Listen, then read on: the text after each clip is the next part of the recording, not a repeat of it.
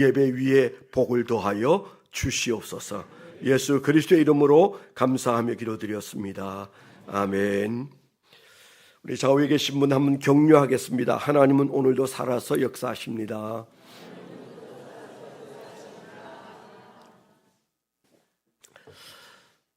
제가 어제 올리브 블레싱 이후에 감기를 좀 심하게 앓아서 어제 하루 종일 누웠다가 와서 약간 지금 현재 적응이 좀 잘 안 되고 있습니다. 혹시 이제 물을 홀짝 끓이더라도 너무 여러분 먹고 싶어 하지 마시고 그러나 보다 이렇게 생각해 주시면 좋겠어요. 올 한 해 동안 이제 우리가 신앙생활을 잘 해야 하는데 무엇보다도 신앙은 잘해야 합니다. 우리가 신앙이라는 게 생기면 되지 뭘 또 잘해야 되나, 또 뭐 우리가 천국 가면 되지 무슨 또 뭘 어떻게 더 할 게 있을까, 이런 생각하기 쉬운데 그렇지 않습니다. 신앙은 반드시 성장해야 합니다. 그 신앙이 멈추는 것이 여간 복잡한 문제를 낳는 게 아니에요. 본인의 문제로 끝나지 않습니다. 그렇기 때문에 우리는 자기 신앙이 계속 일어나는 것을 경험해야 되는데, 우리가 그런 의미에서 신앙에 많은 훈련을 하고 있지 않습니까? 올해 한 해를 시작하면서 저와 여러분들이, 저도 신앙이 자라기를 무척 사모하면서 살고 있습니다. 어떻게 해야 신앙이 자라나, 그 고민을 지금도 늘 하고 있다고요. 그러니까 끝나지 않은 신앙입니다. 뭐 은퇴까지 해놓고 무슨 신앙이 자라기를 원하나? 아닙니다. 정말 신앙이 자라기를 원하고요. 또 두 번째로 원하는 게 있는데, 그게 뭔가 하면 설교 좀 잘하기를 원하는 욕심, 몸부림, 수고, 그런 게 많아요.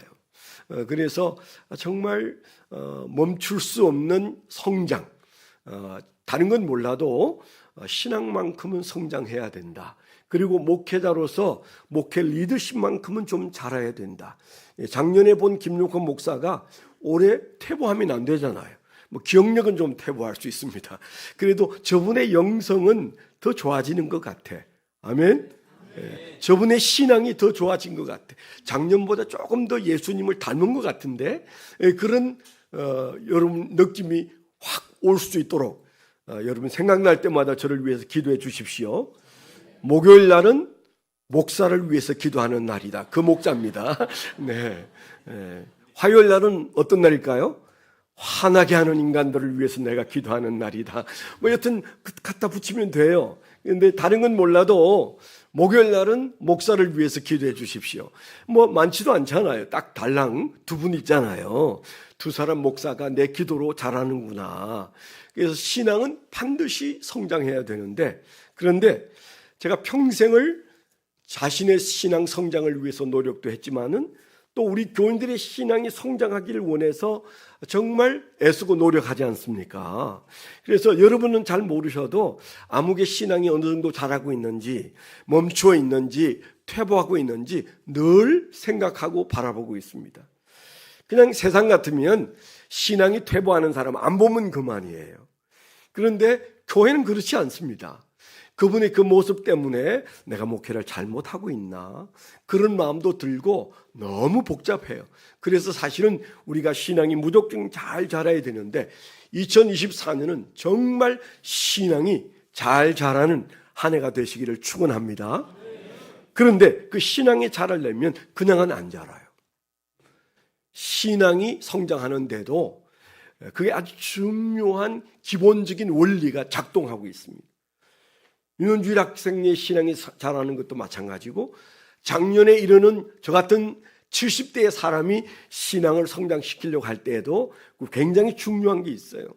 그래서 우리가 신앙을 성장시키는 데 있어서 가장 기본적으로, 올해 첫 주일 예배니까 가장 기본적인 게 뭐냐, 그게 베이직이 갖추어져야 된다는 거예요. 베이직이, 신앙의 털이 갖추어져야 돼.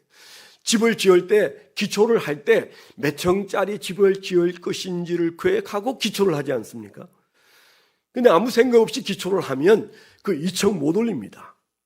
그러나 기초를 단단하게 하기 위해서 계획을 세우고 기초를 해서 한 3년 기초를 닦으면 63빌딩이 올라오는 거예요. 63빌딩 저 기초 쌓는데 3년 걸렸어요. 우리 눈에 안 보이는 그 기초를 닦는데 그렇게 많은 시간이 걸렸습니다. 그리고부터는 막 그냥 보름에 한 층씩 막 올라가잖아요. 63층 올라가는 게 저벅저벅 올라가더라고요. 그런데 사실은 보이지 않는 기초를 닦는데 3년이 걸렸다는 얘기를 생각하면 우리 신앙의 기초가 얼마나 중요한지, 기본이 얼마나 중요한지. 특별히 여러분, 이제 목사님들이 목회를 하잖아요. 우리나라에는 다양한 신학교를 나온 목사님들이 목회를 하고 있습니다. 신학교가 모든 걸 말해주는 건 아니에요. 그러나 가장 그냥 쉽게 판단할 게 저 목사님이 어느 신학교 나왔나 그거 물으면 반은 알 수 있어요. 여러분들이 혹 목사님을 만나면 그 목사님이 어느 신학교에서 어떤 공부를 했는지만 들으면 대강 저분 경향이 어떨 것이다 압니다. 여러분, 이 세상에 많은 목사님들이 매스컴에도 나와 있는데 그분들이 하는 말이 제가 볼 때는 100% 그분이 나온 신학교가 하는 말을 하고 있어요. 그 신기하지 않으세요? 그분이 겨우 한 3년 내지 4년, 많게도 뭐 한 6, 7년 공부를 하고 목회를 하는데 그분의 입에서 나오는 말이나 생각이 그 신학교의 베이직에 관련돼 있어요. 그 신학교가 지향하는 것을 얘기하고 있어요. 그러니까요, 얼마나 목회자가 신학교에서 배우는 게 중요한지 어느 신학교에서 공부를 했느냐가 굉장히 중요합니다. 그 짧은 기간 동안에 배운 것을 평생 동안 목회하는데 그게 적용되어지는 것을 보면 그 신학교에서의 선지동산에서의 훈련이 결국 나머지 모든 것들을 영향 끼친다. 그렇게 볼 수 있는 거예요. 그래서 여러분, 신앙생활 할 때 기초를 잘 닦으셔야 돼요. 만약에 여러분, 나 교회 오래 다녔는데 근데 제 신앙이 안 자라고 있어요. 그런 분들은 먼저 물어보셔야 돼요. 내 베이직을 누가 닦아주었는가? 나는 또 그 베이직을 닦을 때 내가 어떻게 했는가? 스스로 잘 물어보셔야 합니다. 그런 측면에서 올해는 저와 여러분들이 뭐 교인 많지도 않습니다. 여러분들이 원하면 밤을 패서라도 도와드릴 수 있어요. 물론 제가 말을 잘하고 많이 한다고 신앙이 좋아지는 건 아니더라고요. 그래서 제가요, 맨투맨 할 때는 더러 금식도 하고 얼마나 긴장하는지 몰라요. 1대1로 하는데 말로 하면 제가 충분히 감당할 수 있을 것 같은데, 그런데 사람이 말로 감동받는 것으로 변화되는 것은 아니에요. 그 말 뒤에 있는 하나님의 역사가 일어나야 돼. 이게 얼마나 신기한 얘기인지 몰라요. 그래서 맨투맨은 저도 지금도 그 멘토링 할 때 단 한 번도 긴장하지 않은 적이 없어요. 작년에 초등학교 5학년 제 손녀하고 멘토링을 7번 했어요. 6번 했구나. 6번 했어요. 얼마나 손녀하고 하는데도 긴장이 되는지 몰라요. 걔는 그냥 편하게 오는데 할아버지는 이 아이하고 내가 맞닥뜨려서 1시간 반 동안 하는 얘기에 하나님이 역사하셔야 되는데 그런 긴장감이 제게 있더라고요. 저도 놀랐어요. 아니, 어떻게 손녀하고 멘토링을 하는데 내가 이렇게 긴장이 되나? 그게 영적인 것이기 때문에 그렇습니다. 내가 아는 지식을 전달해 주는데 뭐가 그렇게 어렵겠어요? 그래서요, 여러분 잘 배우셔야 합니다. 기초가 튼튼해야 돼. 나의 신앙은 기초가 튼튼한가? 꼭 물어보세요. 누구에게서 어떻게 기초를 닦았는지를 꼭 물어보셔야 돼요. 그래야 성장이 가능하다. 오늘 우리가 좀 생각할 얘기가 바로 그 신앙 성장의 베이직이에요. 신앙의 베이직 위에 신앙 성장의 베이직. 성장하려면 도대체 우리가 어떤 걸 깔아놓아야 되는가? 우선 여러분 먼저 던질 질문은 신앙이 성장해야 할 이유가 도대체 무엇인가? 신앙은 과연 그냥 하면 되는 거지 성장해야 되는가? 그런 질문을 여러분 가지고 있을 수 있어요. 네, 신앙은 반드시 성장해야 됩니다. 이유가 많아요. 첫째는요, 하나님의 기대치가 있습니다. 하나님의 기대치. 하나님의 기대치 때문에 신앙은 성장해야 됩니다. 신앙은 왜 성장해야 된다고요? 하나님이 기다리고 계세요. 하나님이 내 신앙의 성장을 목말라 하십니다.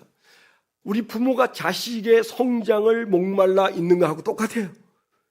아이가 어렸을 때 키가 자랄 때 그 키가 자랄 때마다 저 벽에다가 선을 그어서 그 아이의 키 자람을 함께 살피고 모르는 단어 하나만 말해도 그게 얼마나 그렇게 듣기에 좋은지. 제가 제 손녀 얘기를 해서 미안한데 어느 날 제 손녀가 전화가 왔어요. 제가 7층에 제가 그 설교 준비하고 기도하는 기도실이 그 아주 유명한 설계사가 그 우리 교회를 건축을 했거든요. 목사님, 7층을 제가 목사님이 요청하지 않았는데 제가 방을 하나 만들었어요. 요 7층에 오셔서 기도하시고 설교 준비하십시오. 이분은 천주교인인데 그 서울시립대 교수예요. 이분이 설교를 했는데 저에게 목사님 제가 선물을 드리는데요. 7층에 작은 공간을 하나 만들었습니다. 거기에 저 앞에 큰 십자가를 하나 딱 붙여놓고 십자가 너머에 명성교회가 보입니다. 목사님 십자가를 보다가 명성교회 보면서 기도하시면서 여기서 설교 준비하세요.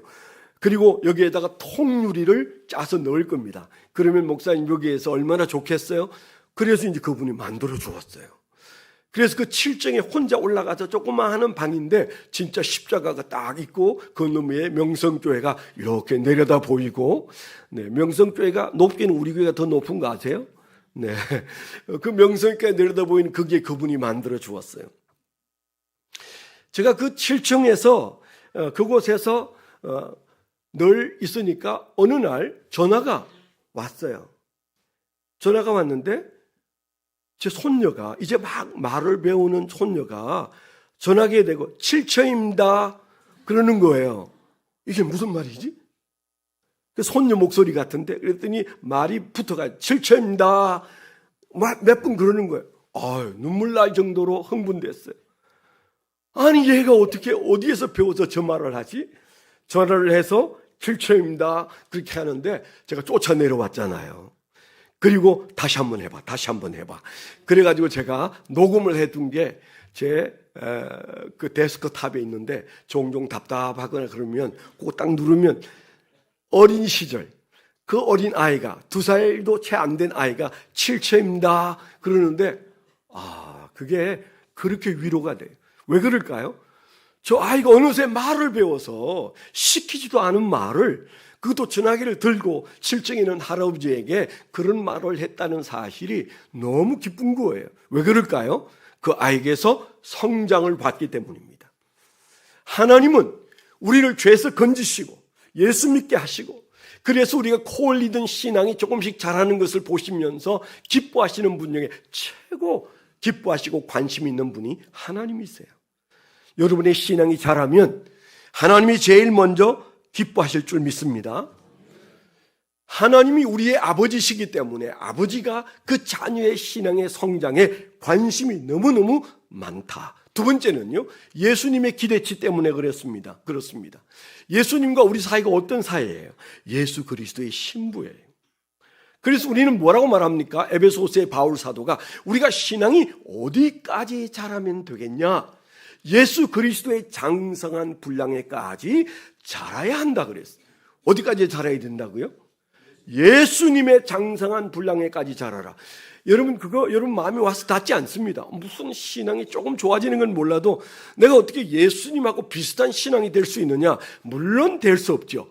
그렇지만은 분명히 성경에 예수의 장성한 분량에까지 자라라 그렇게 말했어요. 우리 성장의 목표치가 예수 그리스도예요. 그건 결과를 두고 하는 말이 아닙니다. 그 말의 의미 속에는 예수 그리스도와 우리가 함께 안전자라는 말씀이 에베소서에 나와요. 비록 이 땅에 기듯이 살아가고 헤매고 살아가지만 영적으로 보면 예수와 천국에 함께 앉아있는 자다. 누구예요? 신부예요. 신부.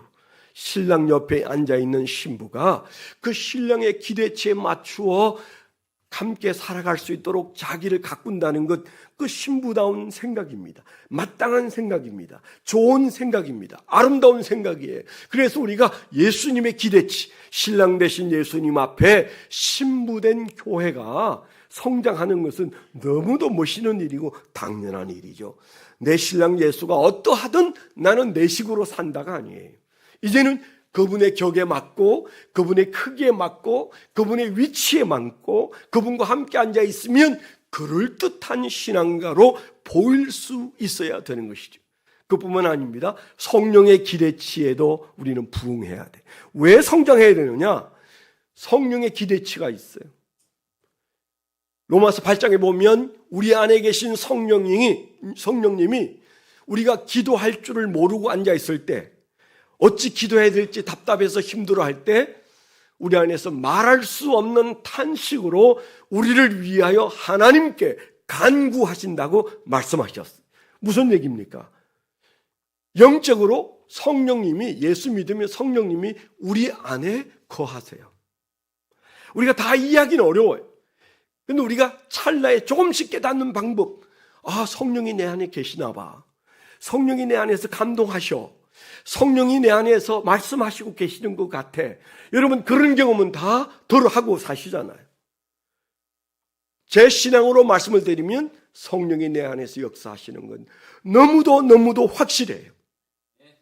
그런데 우리가 점점 살아가면서 성령과 좋은 관계를 맺고 그분을 평안하게 섬기고 내 안에 계신 성령님에 대한 확신을 가지고 살려면 우리가 성숙해져야 됩니다. 성장해야 합니다. 내 신앙이 어제보다 못하면 우리가 답답해 미치잖아요. 안 그래요? 어제 내 신앙보다 오늘이 왜 이러냐? 이런 마음이 들면 여러분 괴롭지 않으세요? 표정이라도 좀 지으셔야 되는데. 네. 그게 누가 나무래서 그런 거 아니에요. 부모에게 꾸중 들을 때보다도 더 힘든 게 내가 성령님을 괴롭게 하고 슬프게 하고 성령님을 무시하고 내 멋대로 살은 다음에 오는 영적인 이 쓸쓸함, 이런 건요 모든 그리스도인들이 느끼고 있습니다. 이게 어디로부터 온 쓸쓸함이고 허전함인지 분간을 못할 수는 있어요. 그런데 아무 근거도 없이 밥도 잘 먹고 회사도 잘 다니고 자식도 속색이지 않고 그런데 왜 내 마음이 이렇게 허전해지지? 100% 성령님이 썰썰해 하시고 계시기 때문일 가능성입니다. 근거가 땅에 있지 않은데 어쩐지 내 영적인 내 기분이 지금 좀 뭔가 아니야. 이거 왜 이렇게 깔아앉지? 그 우울증 아니에요. 그거는 내 영적 상태를 성령님께서 느끼게 하시는 겁니다. 영적인 온도를 느끼게 하는 겁니다. 그럴 때 여러분 다른 거 찾지 마세요. 내가 성령님하고 좋은 사이에 들어가면 이거 해결된다. 주님, 내가 뭐가 부족한지 가르쳐 주세요. 제가 찰스 피니도 얘기했잖아요. 어느 날 찰스 피니에게 어떤 그 교인이 찾아왔어. 목사님, 제가 어제 오후부터 마음이 가라앉았는데 일어나지지가 않습니다. 왜 이렇게 마음이 힘든지 모르겠어요. 무엇 때문에 내 마음이 이렇게 어두워졌는지 모르겠습니다. 너무 힘들어요, 목사님. 기도해 주세요. 그랬더니 그 목사님이 하신 말씀이 성령님께 물어보세요. 가서 성령께 물어서 정말 문제가 뭔지 한번 물어보시라. 그런 얘기를 했어요. 그래서 무릎 꿇고 돌아와서 하나님, 제가 마음이 너무 무겁고 어둡습니다. 왜 그런지 모르겠습니다. 막 기도했더니 갑자기 자기 오른손이 머리로 딱 가서 붙었다잖아요. 여기에 머리핀 하나가 만져졌어요. 그걸 놀래서 끄집어내서 보니까 어제부터 지금까지 꼽고 있는 그 머리핀은 옆집에 놀러 가서 너무 예쁜 머리핀이라 그냥 끼워 본다고 해놓고는 빼기 싫어서 그냥 이거까지는 얘기 안 해도 될 것 같아. 그래서 돌아왔는데 알고 보니까 그때부터 마음이 어두워졌다는 거잖아요. 성령님이 머리핀 하나 때문에 그 마음을 그렇게 힘들게 했는지는 잘 모르지만 그것을 회개하고 돌아가서 그 여인에게, 옆집 여인에게 이실직고를 하고 미안하다고 얘기한 다음부터 그 마음이 시원해졌다는 얘기를 찰스 피니가 하고 있습니다. 제 얘기는 우리가 일상 살아가는 동안에 사소한 일인데 성령님이 우리에게 말하고 싶어하는 부분들이 있다는 사실. 그걸 그냥 일상생활 속에 뭉개버리면 우리의 신앙은 성장하기 어려워요. 기대치가 있습니다. 하나님의 기대치, 예수님의 기대치, 성령님의 기대치. 그 기대치 앞에 우리가 그분, 성령, 예수, 그리고 하나님, 삼위일체 하나님의 기대치를 뭉그러뜨려서는 되지 않는다. 우리가 영적인 사람이니까 그런 마음을 가지시고 또 한 가지 있어요. 우리는 이겨야 되는 전쟁터에 있어요. 2024년은 영적인 전쟁터입니다. 그렇기 때문에 우리는 사탄이 공격 앞에 있고 또 우리는 사탄을 무찔러야 합니다. 죄를 이겨야 합니다. 또 우리 앞에 있는 알 수 없는 시련이 우리에게 닥쳐올 때도 그 시련도 극복해야 됩니다. 이 사탄을 이기고 시련을 이기기 위해서는 신앙이 작년 신앙 가지고는 안 될 수 있어요. 하나님이 믿는 저와 여러분들을 이끌어 가실 때 적어도 작년보다는 더 잘 준비되어야 계속적으로 우리는 기쁘게 살 수 있도록 우리 세상에서 하나님은 역사하시고 사탄도 역사하고 있어요. 이겨야 합니다. 이겨야 되는 전쟁터에 우리가 서 있고 시련이 우리 앞에 올 때 그것을 이기는 모습을 하나님은 보고 싶어 하신다는 사실을 기억하셔야 돼요. 한 가지 더 추가하면 사역입니다. 우리에게 사역이 주어졌어요. 그렇죠? 올 한 해 동안 내가 하나님을 위해서 어떻게 살아야 되는지 내 시간과 물질과 정성과 여러 가지를 다해서 이제 하나님께서 내게 주신 2024년을 하나님을 위해서 살아야 되는데 사역을 감당하기 위해서는 신앙이 성장해야만 반드시 우리는 그 사역을 감당할 수 있어요. 그런데 2024년 우리 교회 모든 성도에게 부여하신 가장 큰 사역이 뭘까요?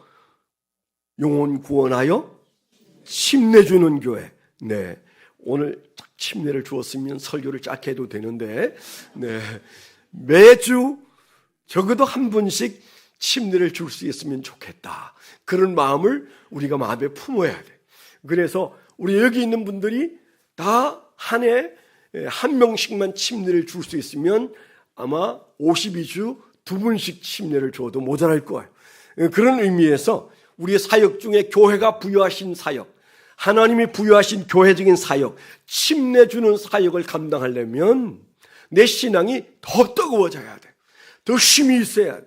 누군들 보면 그 사람을 예수 믿게 하여 그 영혼이 구원받아서 하나님 나라에 갈 수 있도록 만들어야 되겠다라는 그런 마음이 우리 안에 뜨겁게 일어날 때 그때 하나님이 영광 받으실 거예요. 사역을 위해서 우리가 하나님 앞에서 신앙의 성장을 도모해야 된다는 사실을 마음에 품게 되길 바랍니다. 그렇다면 성장의 당연한 이유들을 생각했다면 마지막으로 신앙 성장에는 어떤 베이직이 있는가? 성장하기 위해서 우리가 기억하는 베이직, 다 알고 있는 베이직이 있습니다. 짧게 말씀을 드리겠습니다. 신앙 성장의 베이직을 말하려고 하면 적어도 아름다운 교회에서는 잡다하게 말할 필요가 없어요. 딱 하나만 말하면 됩니다. 뭘까요? 수레바퀴의 삶입니다. 우리 교회 모든 훈련의 기본은 수레바퀴의 삶이에요. 그 안에 다 들어있습니다. 이 수레바퀴만 기억하면 충분합니다. 저 수레바퀴를 여러분 주시해 보시면 저기에 이제 아주 중요하게 등장하고 있는 가장 핵심되는 것이 가운데 있는 축이에요. 그리고 4개의 힘살이 뻗어나가고 있습니다. 그리고 테두리가 있습니다. 우리가 너무 잘 알고 설명하기에 부족함이 없습니다. 지금부터는 요 설교가 끝날 때까지의 분량은 여러분들 누구를 세워도 수레바퀴에 대해서 설명할 수 있는 내용이에요. 그렇죠? 그렇기 때문에 제가 길게 말하면 잔소리가 되기 때문에 짧게 말씀을 드릴 거예요. 신앙 성장의 베이직, 신앙의 베이직도 되지만 신앙 성장의 베이직이라고 말한다면 신앙의 수레바퀴가 왕성하게 잘 굴려가야 되는데 그게 가장 중요한 첫 번째는 축이에요. 축. 수레바퀴의 축에 해당하는 것은 뭐예요? 우리의 마음이라고 그랬어요.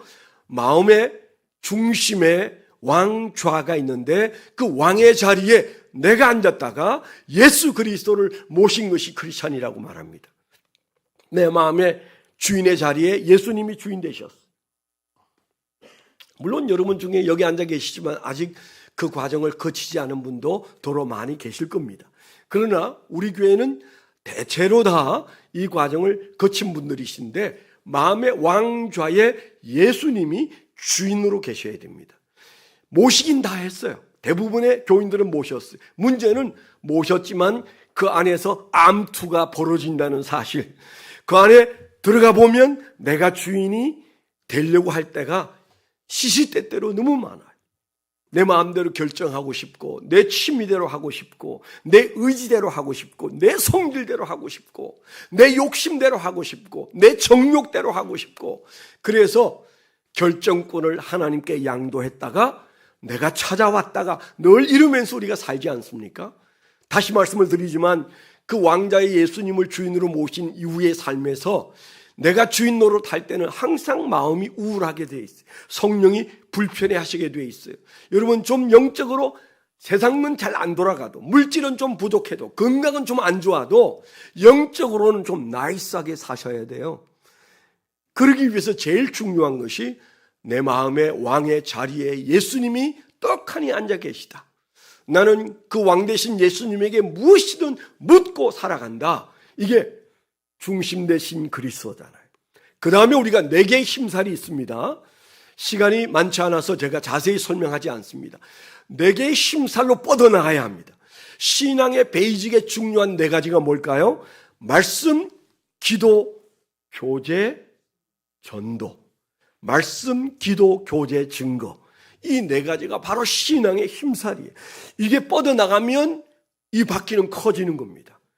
성장의 베이직은 이 4가지다. 먼저는 축에 예수가 왕이 되시고, 그리고 그 다음에 4가지 심살이 뻗어나가는데 말씀 생활이 달라져야 되고, 기도 생활이 달라져야 되고, 교제의 삶이 달라져야 되고, 증거의 삶이 달라져야 합니다.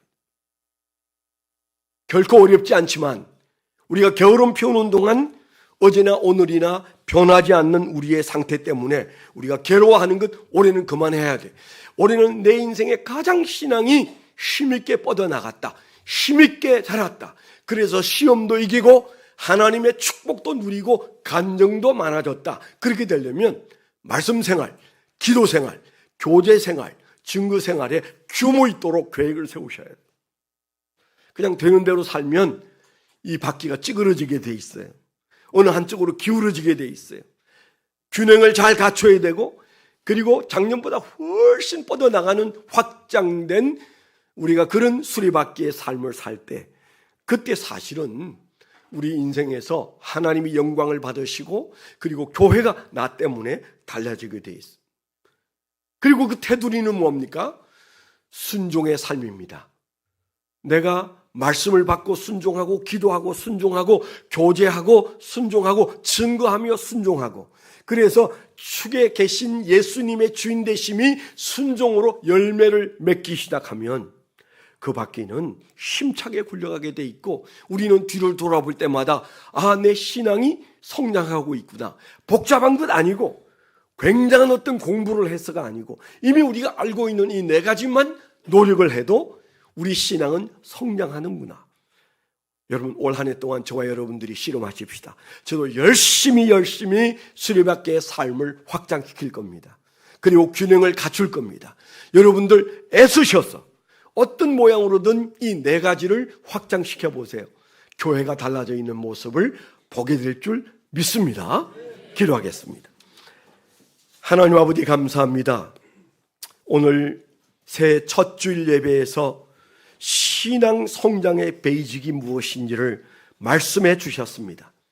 주님, 우리에게 분명히 마태복음 28장 19절로 20절에 너희는 가서 모든 족속으로 제자를 삼고 아버지와 아들과 성령의 이름으로 침례를 주고 내가 분부한 것을 가르치라고 말씀하셨는데, 주여, 가르치기 전에 내 자신을 다시 일깨워 주님으로부터 분부받은 그 삶의 중요한 베이직을 실천하고, 그리고 가르칠 수 있도록 인도해 주시옵소서. 예수 그리스도의 이름으로 감사하며 기도드렸습니다. 아멘.